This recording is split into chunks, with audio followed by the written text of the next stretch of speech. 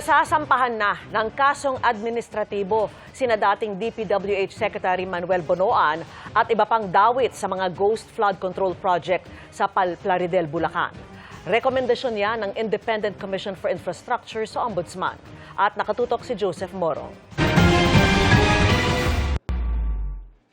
Sa ikatlong interim report ng Independent Commission for Infrastructure o ICI na inihain sa Ombudsman, pinakakasuhan nito si dating Department of Public Works and Highways o DPWH Secretary Manuel Bonoan ng kasong administratibo na paglabag sa Code of Conduct and Ethical Standards for Public Officials and Employees.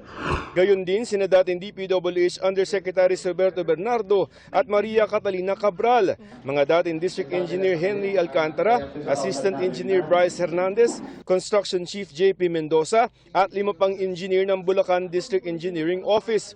Kaugnay ito ng 72.3 million pisong Ghost Flood Control Project sa Bagong Silang, Plaridel, Bulacan. Ayon kay ICI Chairman Justice Andres Reyes Jr. nakinabang ang mga senior na opisyal ng DPWH sa mga flood control project.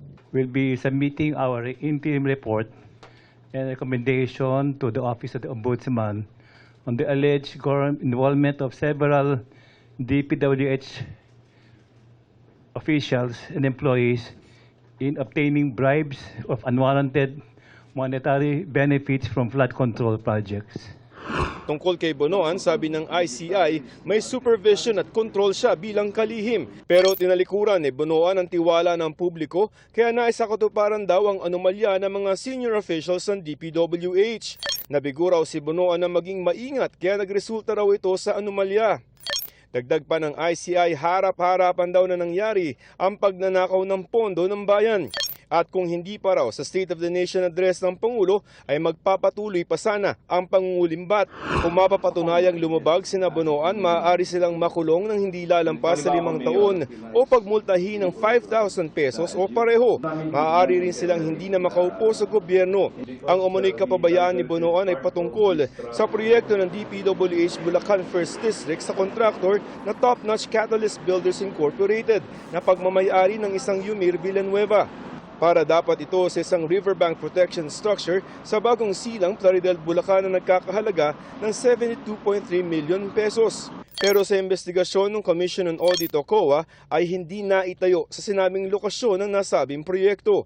Pero may certificate of completion ito noong May 2025 lamang at nabayaran ito.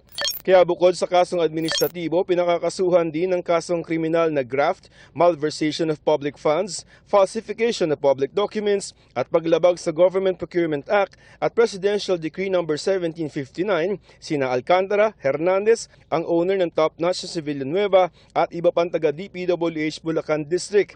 Sinisika pa ng GMA Integrated News na makuha ang panig ni Bonoan at ng iba pang inirekomendang kasuhan ng ICI. Ang isinumiteng rekomendasyon ng ICI sasailalim naman sa fact-finding ng Ombudsman para malaman kung maihahain ito sa korte. More are coming. I repeat, more are coming.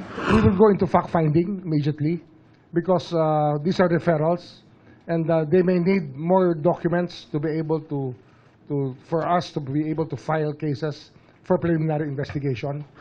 Samantala, pinasama na ng ICI na pakasuhan din ng bribery, corruption of public officials at plunder kasama ni Senador Jinggoy Estrada, Senador Joel Villanueva at dating Congressman Saldico, sina Alcantara at Chief of Staff niya na si Carlo Rivera, Hernandez, Mendoza, aide ni Villanueva ng si Peng, Mina Jose ng WJ Construction, mga aide ni Kona sina alias Paul at Mark.